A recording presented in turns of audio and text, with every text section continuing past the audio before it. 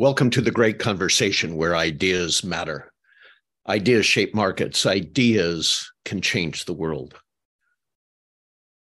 I pursued a great conversation with Dr. Rob McKenna, the founder and CEO of Wild Leaders, a few weeks ago. It is captured on YouTube as a webinar, but I also wanted to send it to our community, the Great Conversation podcast, for all of you to listen to at your convenience. Dr. McKenna is one of the top industrial organizational psychologists in the country.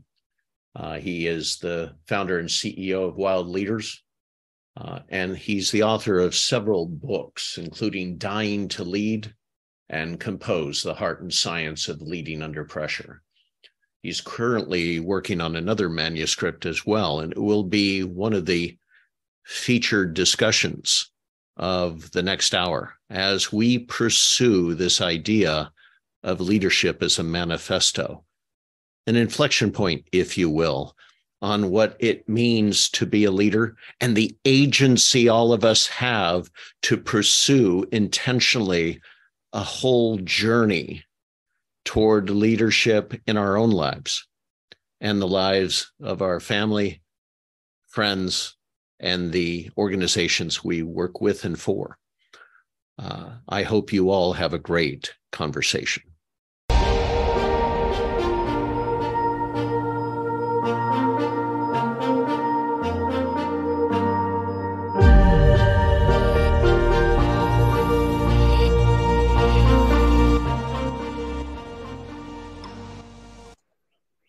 Welcome to the Manifesto, a declaration of whole leadership. I'm Sabbath Kapahu, and I am honored to be in this space today in this live broadcast with Ron Warman and Dr. Rob McKenna. Ron is the CEO of the Sage Group, a strategy and consulting firm, and the facilitator of the Great Conversation, a community of leaders worldwide. Dr. Rob McKenna is our CEO and founder of Wild Leaders. It is so great to be together live broadcasting today. Before we get started, Dr. Rob and Ron and I are going to play a game of wild cards. If you're new to the Wild Leaders space, we have this deck of cards, and I'm going to pull a card randomly. This has not been rehearsed, and we are going to go deep quick with our answers to the questions. Also, during this live broadcast, my teammate Megan and I will be here in the back end. So if you guys have questions along the way, we're going to do our best to get to them. So put your comments and your questions in the chat. And as we go through our live broadcast, we will do our best to get to as many of them as we can. Okay, so Ron, you're up first. Here is your question from the Wild Deck. Are you open to editing yourself for the sake of others, even if it might hurt a little? She's got it on the screen. All right. Are you open to editing yourself for the sake of others, even if it might hurt a little? Wow. Well, first of all, some backdrop. I have 3 daughters, so I'm constantly editing myself. So yes, I'm willing to do that. Is it difficult and painful at times? Absolutely. But great question. Absolutely. 100%. Okay. I am next, and I have not. Okay. I'll just pick a card, any card from our Wild Deck. And it says, would you rather be happy or whole? That's a great question. Gosh, did I have to get this one? Yeah. This is a good question. And of course, I'm going to say whole, and that is going to lead to happiness, right? Even if it doesn't feel awesome in every single moment. So I'm going to go with whole. Sounds like a paradox to me.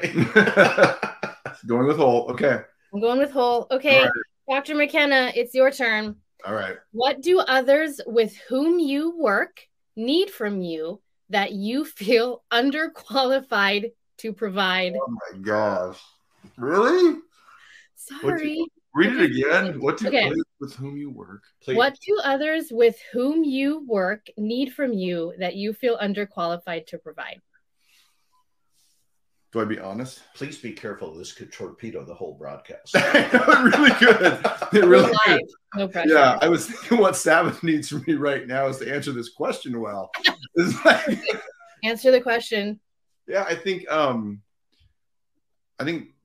sometimes the honest answer is boldness.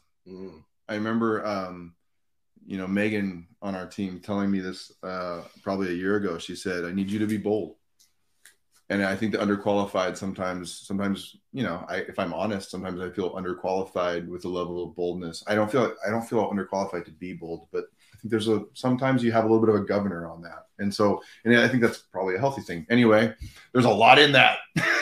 Boldness. Thanks a lot, Sabbath. Yeah. All right. Well, I am going to leave you guys to have a great and wild conversation. Enjoy. Thank you so much, Sabbath. I am quite frankly a word guy. So the first thing I did when I looked at the title of this broadcast, Manifesto, is I had to look it up, even though I knew what it was. And then I had to Google the greatest manifestos. What manifestos are out there in the public domain? One of the first ones I came up with, I don't know if those of you have lived long enough to know that Steve Jobs, when he first came out with the broadcast with Apple, and he said, "Here's to the crazy ones." And he had all these people throughout history who had done the impossible, who were heavily criticized at times, but they changed our world, right? So that was a crazy one. How about the moonshot? Kennedy's speech to all of us when he said, "We're going to go to the moon, and not only that, we're going to bring them back." Or how about Martin Luther King with 250,000 people in the mall in Washington, D.C., saying, "I have a dream," and basically inviting us in to his dream. Dream big, right? And finally, just because I just got done with the book 1776, the Declaration of Independence, right? The great experiment of all time. Can a people, common people, govern themselves without a king, without a dictator? Can they govern themselves? And, it was so interesting. I end with that one because it says we believe in the leadership capacity of our people. That is, leadership belongs to everyone. So this manifesto, this declaration, Rob, really intrigues me. There is an urgency in this moment. If we look around, there's an urgency in this moment. People are living lives of quiet desperation. They go to their job, they check it off. It's urgent. It's now. Tell me about the manifesto.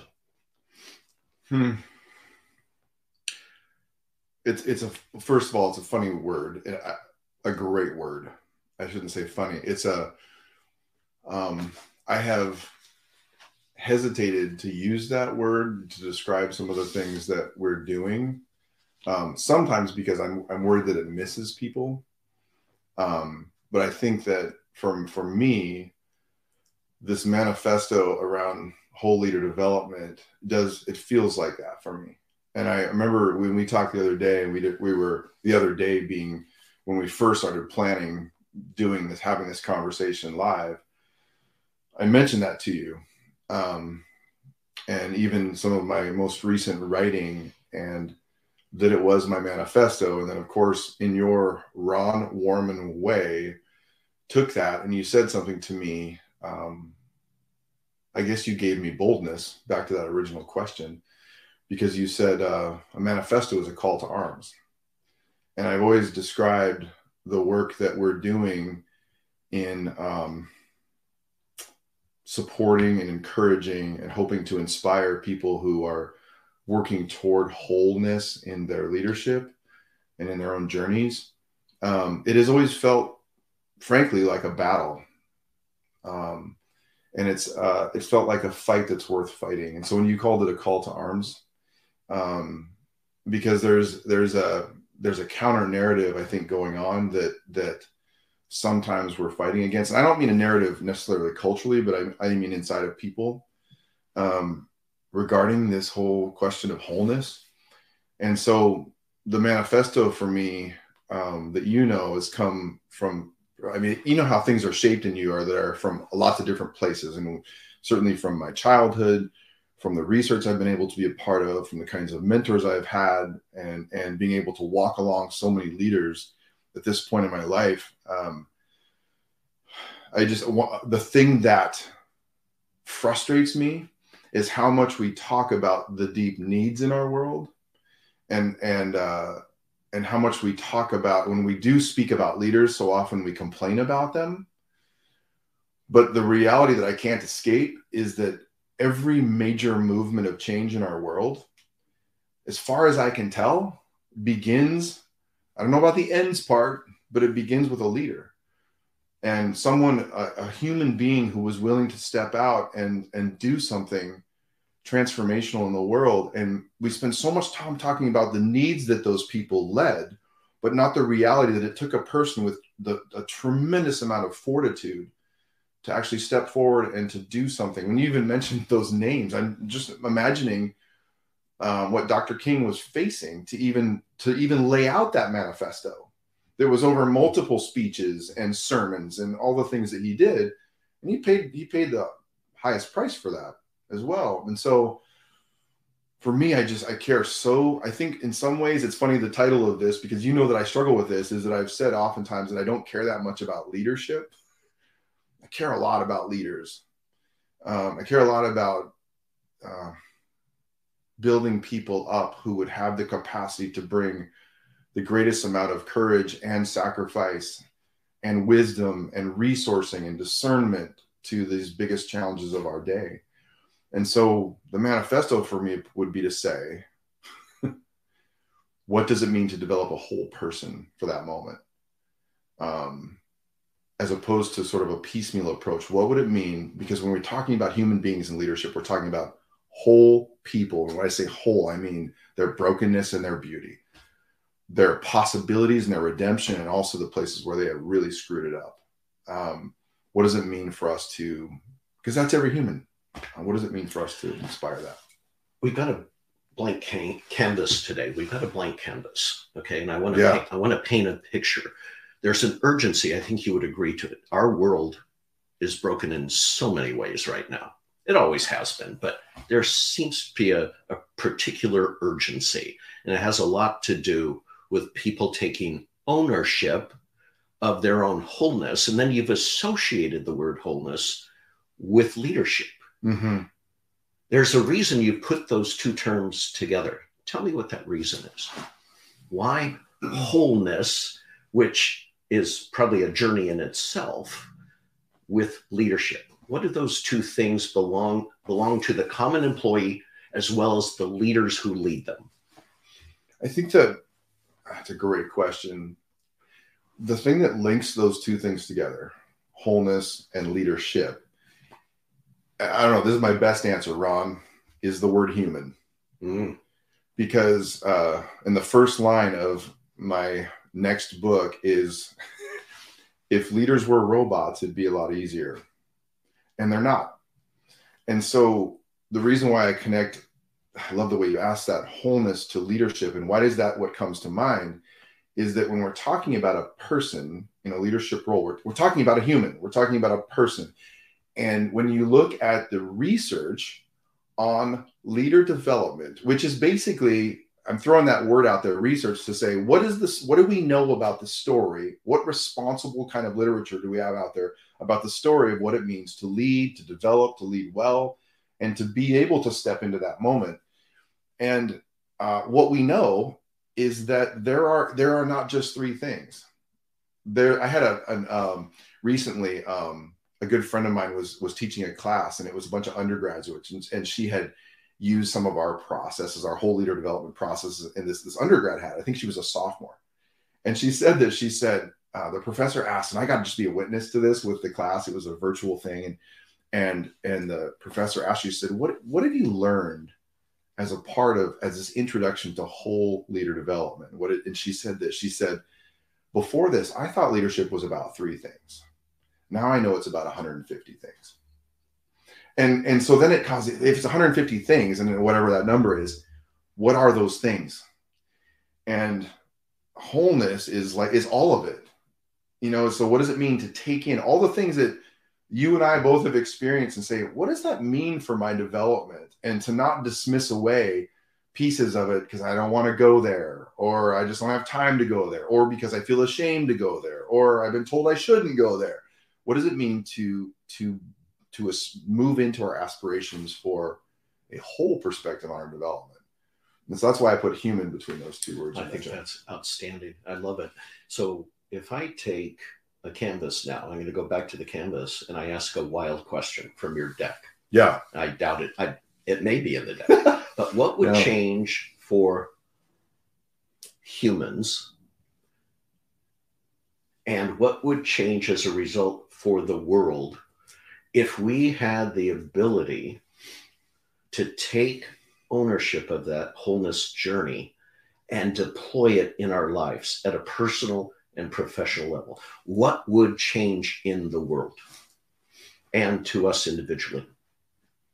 It's funny. There's a, I hope it's okay if I cite a little bit of research.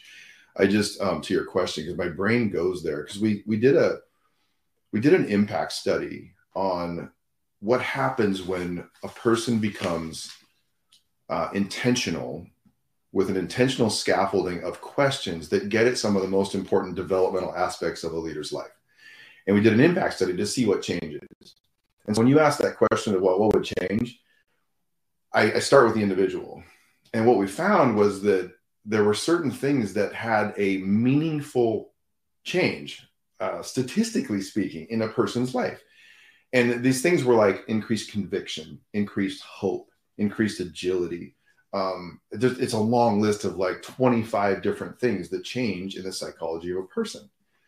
And what's funny is this: I've shown that list of that study of those things that shift in a person to organizations. And again, these are things that change in an individual leader's life, as opposed to putting a process of intentional questioning, of moving into the questions that are important. And what's fascinating, Ron, is this. I'll never forget, we were working with a company that makes rocket ships. And we showed that list of words. These are individual level shifts in a person and we said, what would change if every person in your organization were experiencing these things in increasing measure? And they said, this was the funniest thing. We didn't talk about this, about technology or any of that stuff. They said, we would put a manned rocket ship in space 2 months ahead of schedule. And I looked at Dr. Daniel Halleck, that you know also. I looked at Daniel, I go, we weren't talking about building rockets. How is it that someone translated this shift in an individual leader to that level of performance? And over again, when we've asked people, what would change if every individual were experiencing this kind of shift? They talk about, and I'm not saying it's all for the sake of acceleration. I don't mean that, but people talk about our workplace would be an entirely different place because of people's ability. We would have better, tough conversations every day that we hold back. People would speak more directly to one another. But all these things that are psychological and even sociological, that when you shift those in an individual, that shift not only performance, but people's perceptions of themselves. Man, that's maybe a big answer to your question. No, that's where it is a beautiful answer. Again, we're trying to paint a picture, because when it comes to, it seems to me what I just heard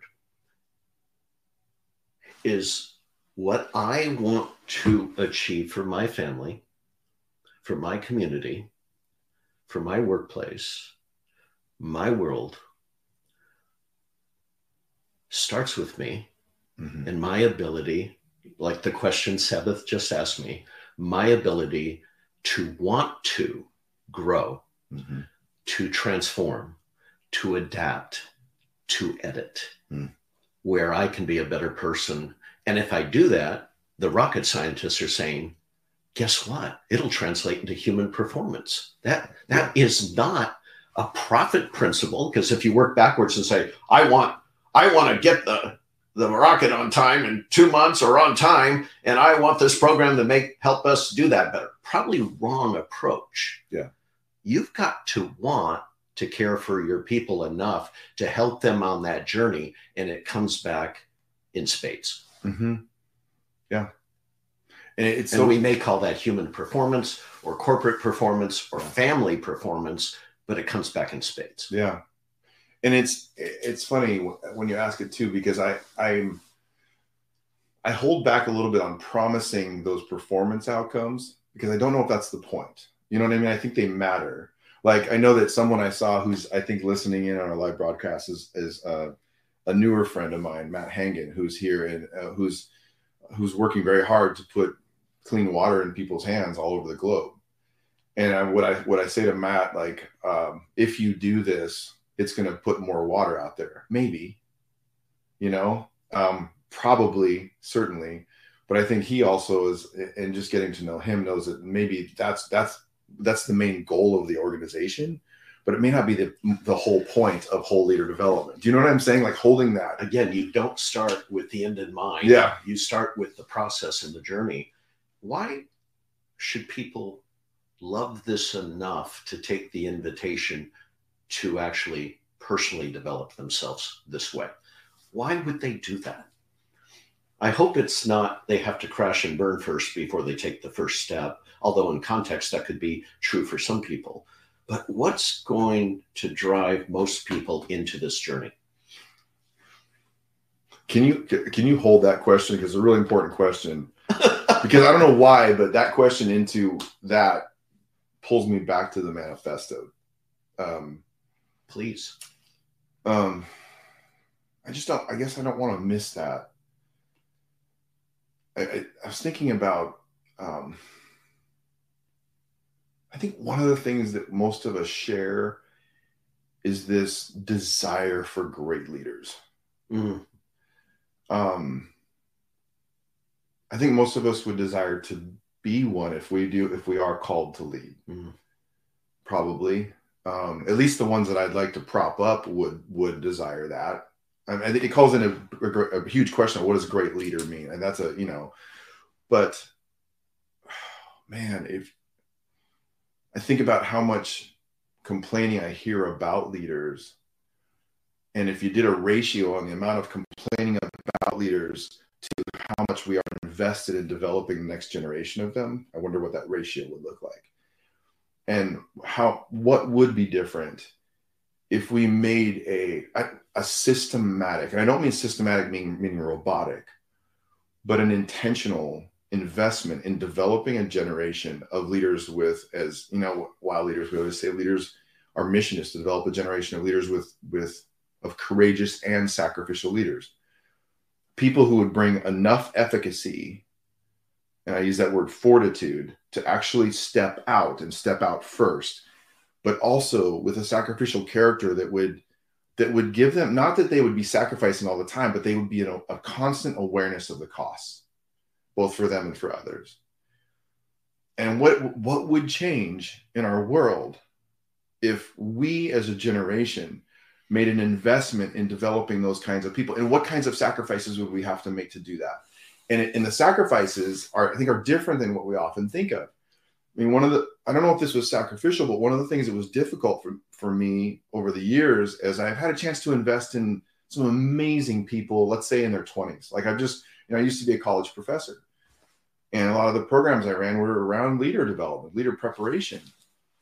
And one of the hardest things to do was to begin to prepare a person to lead who had not experienced it yet.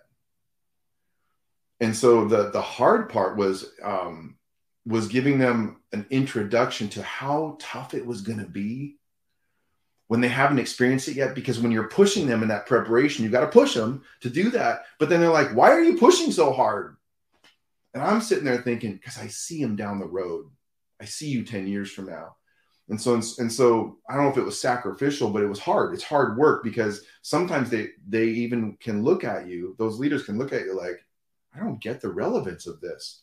When you're preparing a person for a future they haven't seen yet. It's like if you were a football coach and you're trying to prepare a person for the first time you get hit. I don't know about you, but I played high school football a little bit. And the first time you get hit, I would have liked the preparation in practice, but I also would have hated it. If that makes sense. I don't know why I just went into football, but Well, I just fell 10 feet and had a concussion. It reminded me of my football years. Right.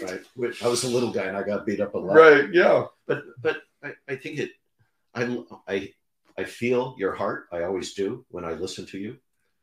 I feel your heart of people.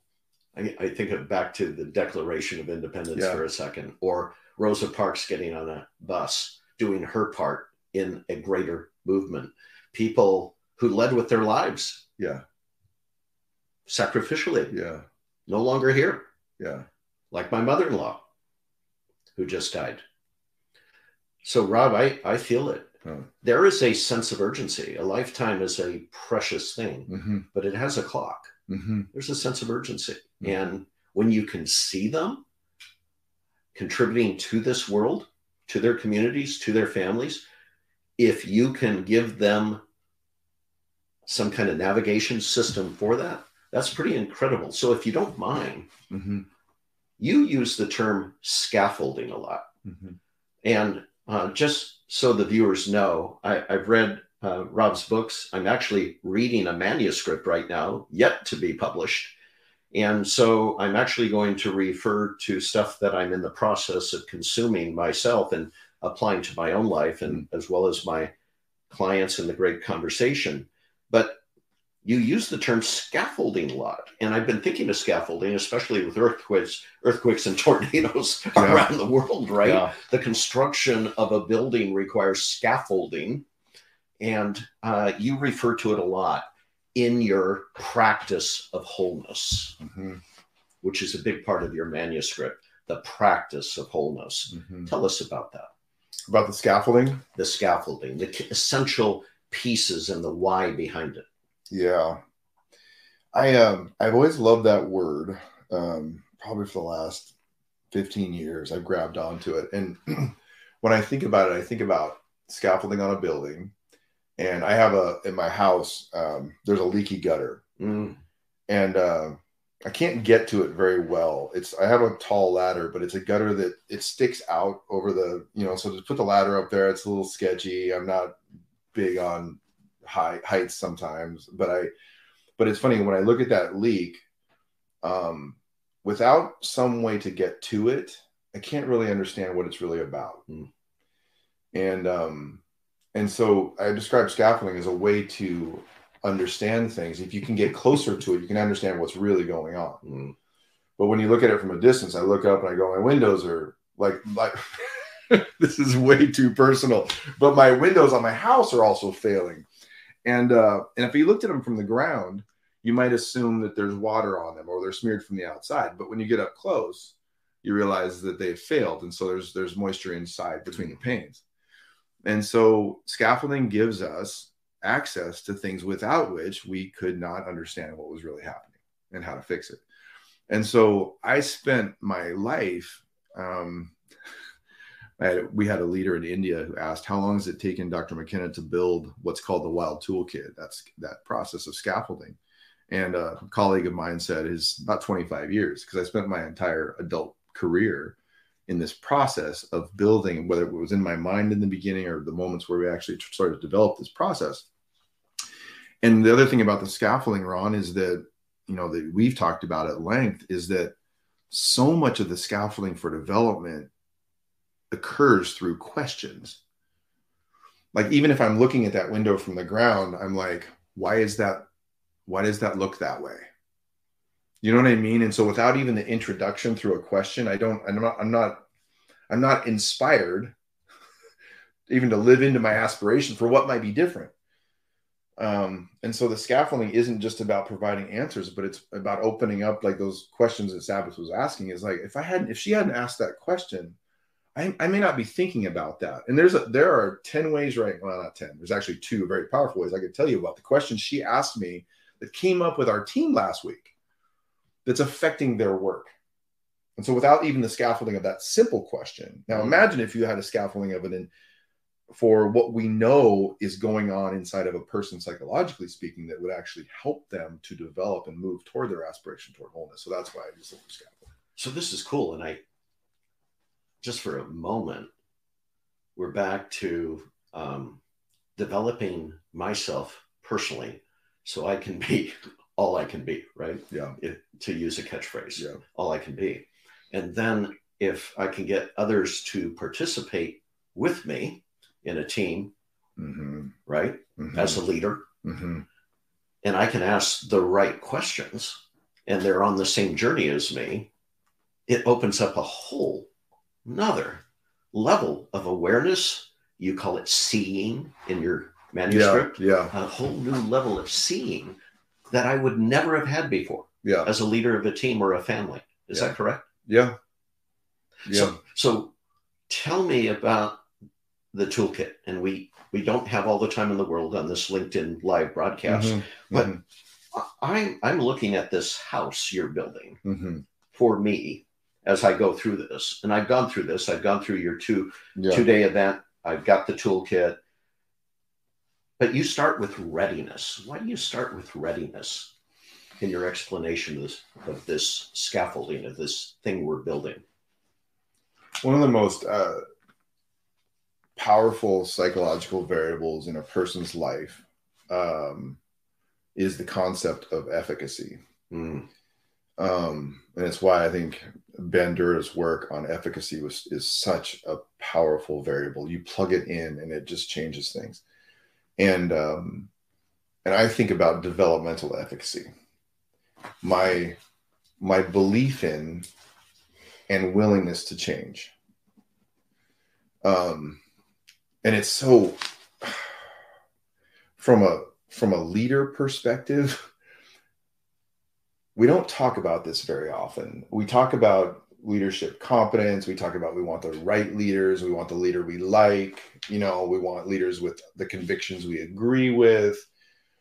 But in order to get those kinds of people, those leaders, do we really want someone who just brings conviction, or do we want someone who brings a willingness to edit? And I personally want someone who brings a willingness to edit. And I think I'm not the only one, because people use different words to talk about this. So when people are talking a lot, for example, today about compassionate leaders, what we really want is if we have a compassionate leader, we have a leader who's not just doesn't care deeply about people, but a leader is willing to look at what people are experiencing and change. And this is a paradox. This is a tension in a person, because we want a person who has a sense of themselves and things about them that are not going to change, and yet a willingness to edit and to change. And so one of the most powerful components that is so critical in our work in developing whole leaders has been that willingness to edit and to change, and that's another way of describing what we describe as readiness. Because readiness isn't just ready for the job, it's also ready to learn and to edit and to shift based on the needs of the people. But also at the same time to have some things that are stable. You know what I mean? That we want that fortitude, but we also want that editability. So how do we develop a person like that, Ron? So it's actually a continuum. It's saying if the leader presents themselves as already complete out of whatever fabrication they're working from, they're probably not ready. Probably not. Not ready. And I think you've heard me say this, but we will rarely work with an organization where the most senior leader who's involved is not using the process themselves. And the standard in leader development is not that. It's senior leaders buy things for their people because they want their people to change. But I'm always like, what? If it's leader development, aren't you a leader too here? And it's not just modeling. Because what we found is that one of the most powerful factors is the change that you see. If that senior leader is willing to edit, it not only does set an example for other people, saying like, oh my gosh, if Ron Warman is still learning after all the experience he has, maybe I could too. Wow. But I think it goes further than that, because that's the modeling part. The further than that is, if Ron isn't willing to edit, like that, moving that ship is going to be one of the most powerful variables in the entire organization becoming more agile. Right. Do you know what I'm saying? So it's not just about provide the example, because that's not the real motive. The real motive is Ron is learning and changing, and so, and that sometimes is a hard sell when you look at a CEO in the eye and you say, like, if we're going to work with you, you're going to use the process and like it. Or not like it, but you're going to stretch and love that. We are so wired for some reason to want things to be the same. We get so wired into that. And I always said, I'll know when I'm old, when I start saying, well, it wasn't like that in the old days, or, right. Well, it's not true, because the only constants change. So if you're looking for leaders, in fact, if you're looking for team members with leadership capacity, you're looking for someone who can adapt and change. And they just need the tools to get there. So I think that's cool. The next one really intrigues me, because it just pulls at my heart. Purpose, and some people would call it calling. And that's a big thing for some leaders, but most people think that's too big for them. Purpose and calling. Tell me about what pulls at your heart and what you found in your practice helping people realize every one of us has a purpose and calling that's individualized as well as part of a team. Wow. No, it's a big one. And we only have a few minutes. But it's so critical, I think, in your manuscript, your Wild Fridays, your event session. This is the thing that changes everything, right? There's so many layers of why that is important. I mean, I could start with we are just, few of us would deny, just in our own experience of the world, is that we are wired, we are meaning seeking beings. Now, I don't know that meaning seeking is always the right way to do it. In fact, there was some research that was done that said if you actually search for meaning, you're less likely to find it. So that's a whole nother conversation. But the concept of call and purpose, and my fundamental belief at this point in my life, after both research and just my own ideological orientation, is both that it is so critical that people discover what it is that they have been designed for. And that's what I would call the purpose piece, is that understanding the things that you are good at, the places where you're not very good at those things. But also the reason that you have those things and how those things will be used. And that it's emerged in our research as one of the most powerful centering things, is the extent to which someone understands their purpose for being in a situation, in a leadership role, in an organization. And so how rarely we actually think specifically and deeply about why we are in that moment. Even us going on to this live broadcast, we talked before with team members and said, why are we here? And we're leaning into the research. We know that if this whole thing breaks and the camera goes down and it's just our voices or whatever else, we know that centering purpose will keep us grounded and anchored if that occurs. So understanding why you're there and your unique design and your personality that you bring to that, the traits you bring, but also your strengths and your areas for development, and that's critical. And that when you begin to share those things across a team, that then it scaffolds something at a whole other level, because now we're understanding at a team level what it is that we're designed for together, and also where we have those weak points and where we need to hire somebody different or whatever else. But the calling part, Ron, is where, because the call on our lives, and whether you are a theologian or a psychologist, the agreed sort of definition of calling is that it's a transcendent summons. A call is a transcendent summons, typically to serve others, that oftentimes will include some sort of sacrifice. And that makes calling a little bit controversial, right? So it's some kind of sacrifice, like I'm going to have to sacrifice something to respond to this summons on my life. And this is this, and call is such a, from that standpoint, is a complex thing, because now it means that to be called is not just to do what I want. It's not just to do what I want or feel like I'm good at, but it means that it may involve those things. And my discovery of those things matters. But what that's about is my willingness to respond to that summons on my life. That this way that I am to serve other people in the world that I may not fully understand yet. And that is a process that continues across our lifetime. So call and purpose are such critical components of leader development as part of that scaffold. So just for a moment, let's pause. What we've discussed so far is wholeness juxtaposed with leadership and leadership development. We've talked about agility, the research behind people who have agility and hope. And we've also talked about some elements of the architecture of a whole leadership journey. Yeah. Sabbath and Megan, any questions that you want to throw at us right now? We'll take a quick pause. Yeah. Am I coming through okay? Can you hear me? Absolutely. Okay, perfect. There was a question in the chat, and it says, what is the difference between whole leadership and simple humanity? That is lovely. Can you come over for a drink at the Bellevue Brewing Company? Because we're going to go there next at 4:00. That should be shared over a beer. But go ahead. What a great question. Yeah, it's a great question. It is. I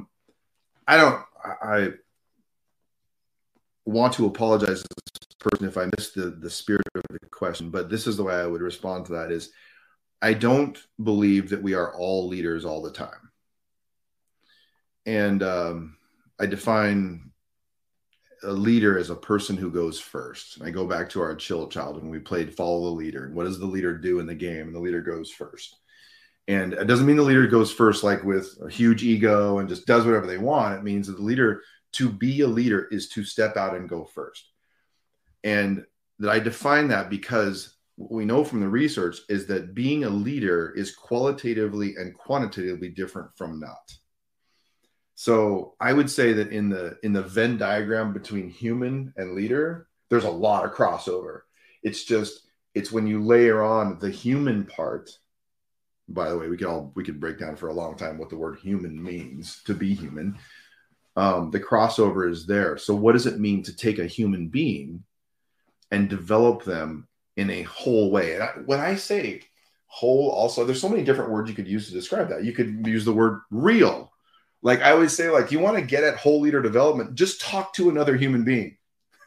Ask them a story about that's why that deck of wild cards. And you will see, we just immediately know that. Like I look at Ron Warman and I go, my friend Ron, this is so bad, Ron, when I look in your eyes and I'm like looking at you, I see these, because this is probably the psychologist in me, all these variables are already functioning in you spiritually, psychologically, practically.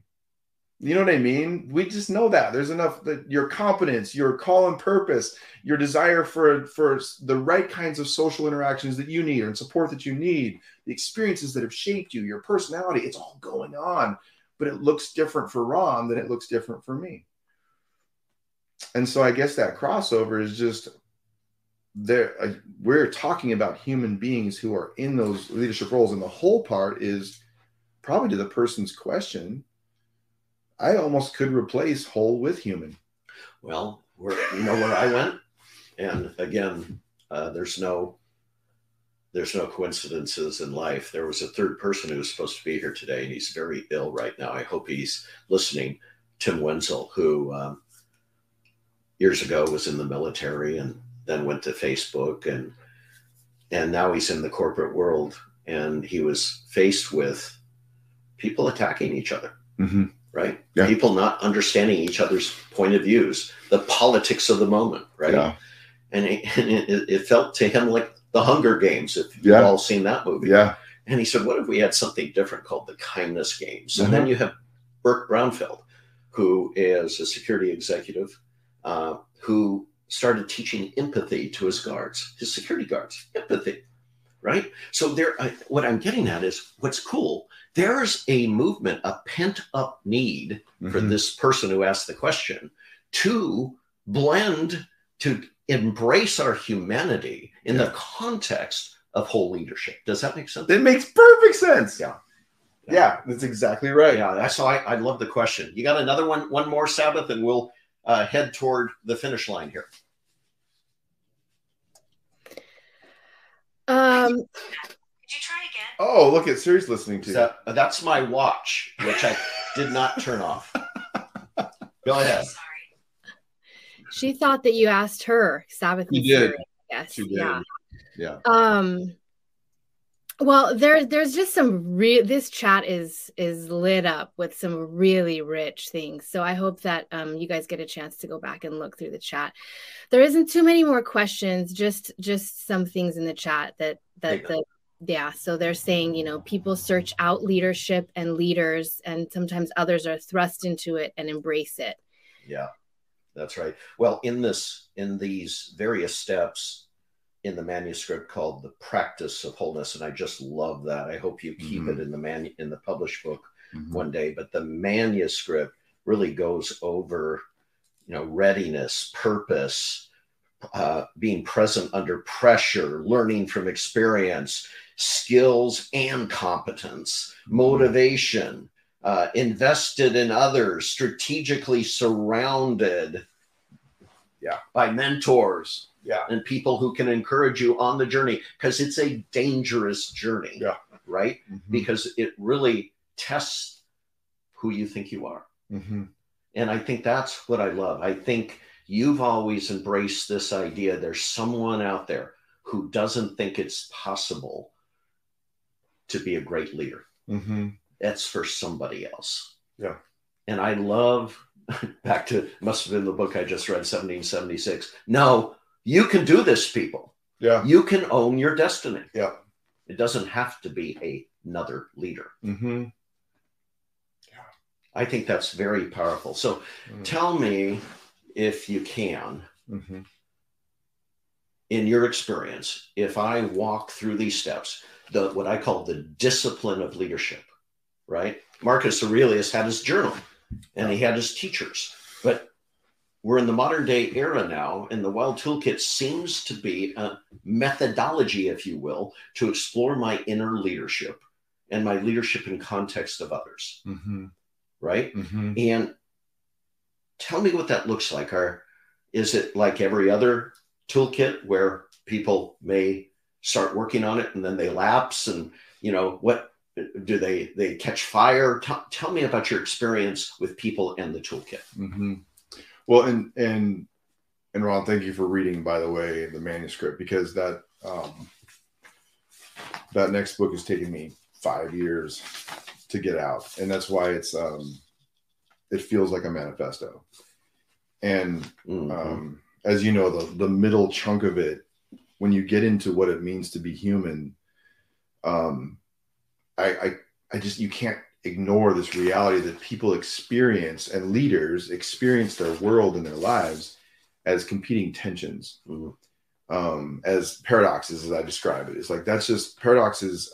It's just the best word that I have for what I've seen in both my own practice and the research we've done, is that people experience their lives as paradoxes, even more so than they experience them as kind of linear pathways. It's like, it's not the 3 steps to leading, but it's like, how do I live into this tension that I feel between my character and my competence?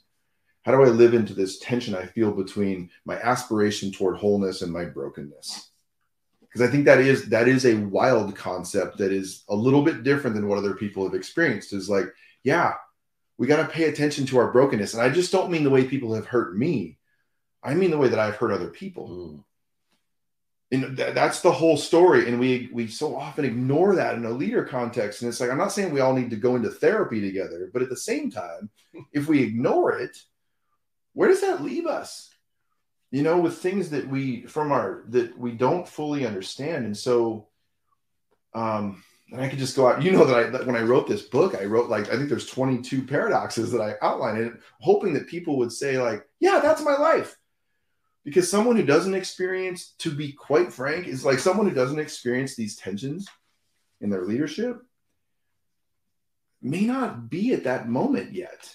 where they don't see it's like the first time I remember we did a study on engineers, and this engineer said, we were studying engineers when they were transitioning to leadership. And we asked them, one of the questions in the protocol was, so what did you learn in that experience? And this engineer said, I learned that people matter. And it wasn't a joke. It was, it was, if you put yourself in this particular engineering mind, it was like, he was like, oh. And so suddenly, like that concept of you do you, live your truth. That's a very popular thing we hear today. Live your truth. You be you. When you get into a leadership role, it's just not enough anymore. Because now I'm not only responsible for being myself, but I'm responsible for being myself within the context of other relationships. And until, we live our lives in what was it Thomas Merton says, in a cloister, like it's like we will live not on an island, but we will live together and we will work together, and we will be responsible for not only understanding ourselves and our own convictions, but understanding those convictions of others. And so to your point, it's like what I've spent my career building was a fundamental scaffolding that would open up the developmental pathways. So it's like we do know from some pretty great research for the last 4 or 5 decades, we know that there are certain psychological lanes that we all need to work, that are very common to us thinking about. Like we need, Ron and Rob, if we're on a team together, need to understand our competencies and our skills and the knowledge we've gained. And we need to know where our blind spots are, right? Or the things that we're not so good at, or that we screw up. And we need to understand those things together. We know that's true, but the way that those work themselves out looks differently. So I've never been the person that wanted to inspire people, just because we could have talked today just about, here's the manifesto, Ron and Rob, talking about we need whole leaders in our world. I'm inspired by that. But what I'm most inspired by is to provide a pathway for people and a scaffolding, if you will, and a set of developmental questions and moments and assessments where I'm not trying to put you in a box and say, this is whether Ron's a good or a bad leader, but to invite you into those questions that you're probably already asking over a cup of coffee or a beer somewhere, with a little bit of structure. Because without the structure, I'm kind of like just asking a bunch of squishy questions that don't really lead me toward an intentional path toward wholeness, but not so over-structured that it puts me in a box. You know what I'm saying? It's so funny because I'm a developmental geek, okay? So if you invite me into something, if you give me your toolkit and I start working the toolkit, I want to see progress, right?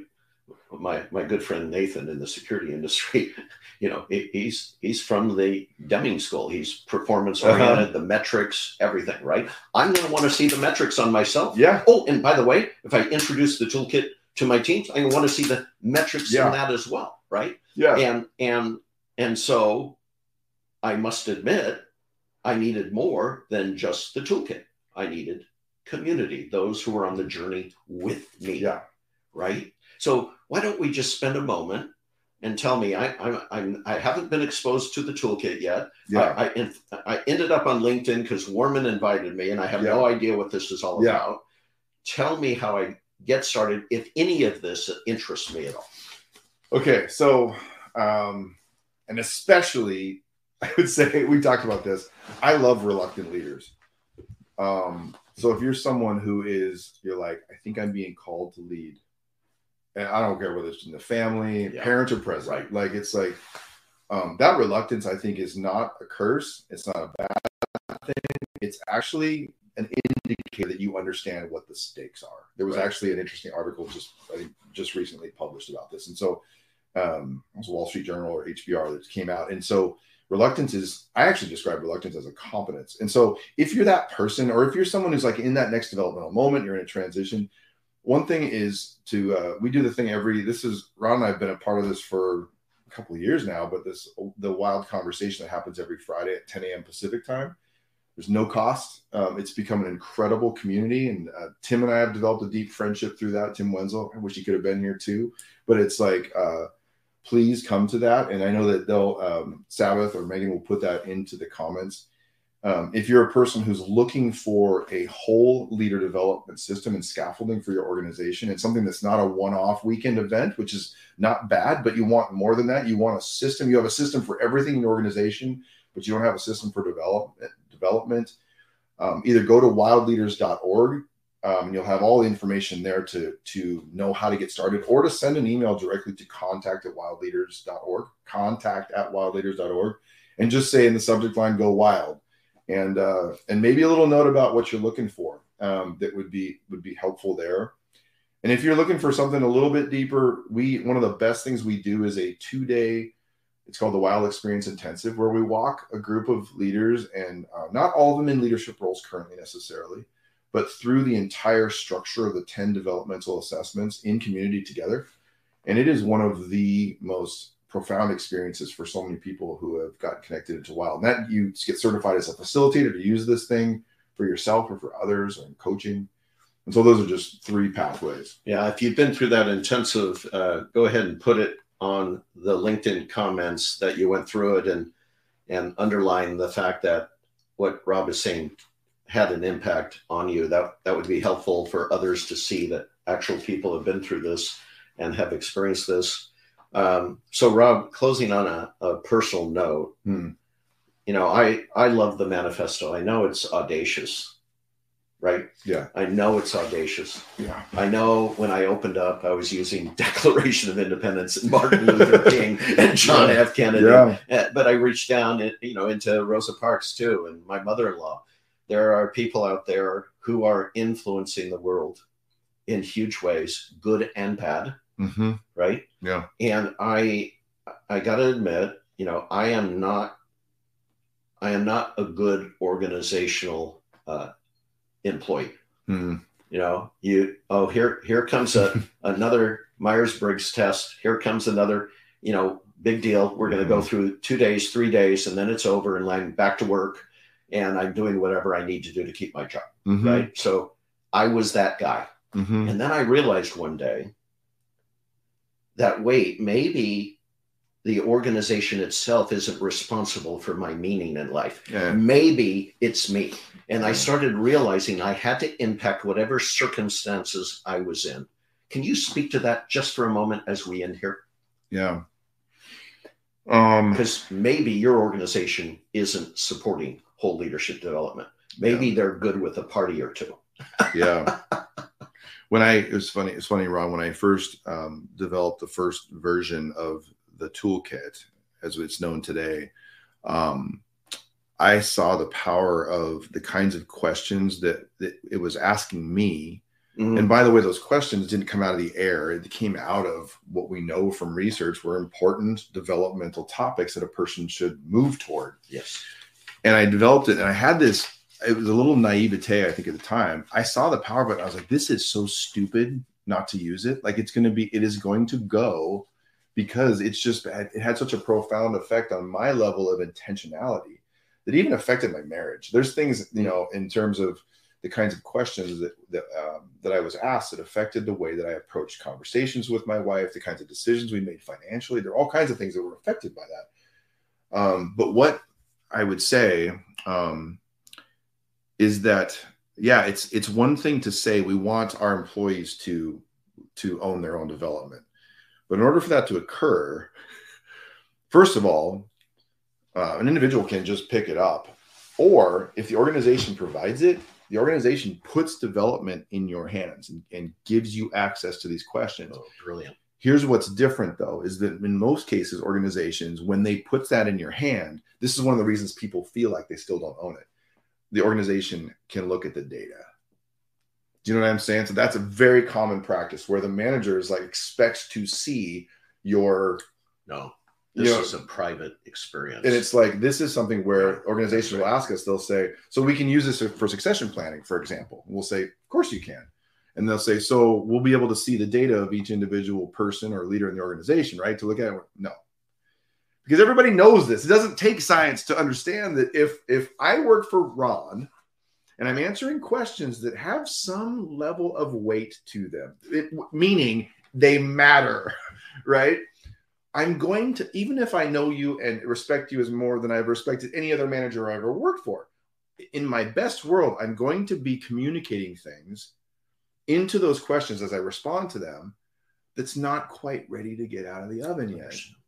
And so putting development in people's hands means we had to make business-related decisions related to the use of the tools that the person is the one who has access to their responses and their feedback reports.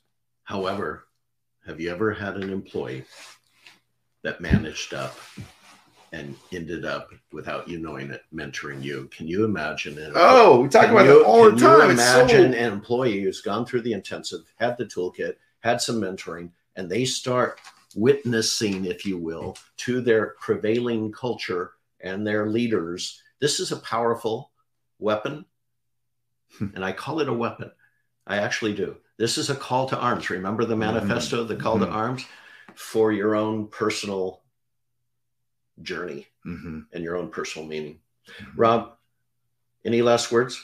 Because I think we're ready to end this hour-long session on LinkedIn for the first time live. Yeah, first time. It's I think one thing is I just and we talked about this before, is that my hope for this conversation is that if you are someone who feels a sense of like not having a place where wholeness, that your aspiration to wholeness could even sound like this, that one person who might listen in, who either is watching live right now or to hear this recording, would say, like, I didn't even know this conversation was possible.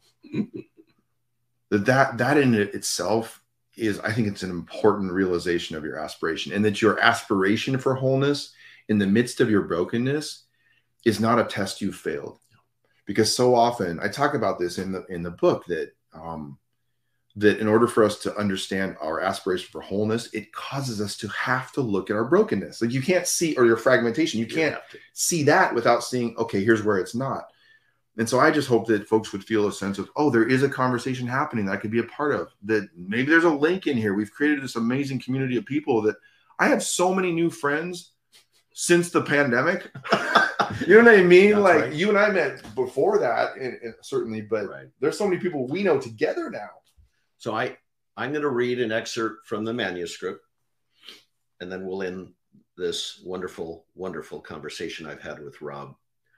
The problem is that as leaders, we navigate some of the most important decisions of our lives without connecting the different parts of our whole story to the choices we're making today. Hey, parent. Hey, friend. Hey, worker. Hey, leader. Does that resonate with you? This has been a great, wild conversation. Thank you, Rob.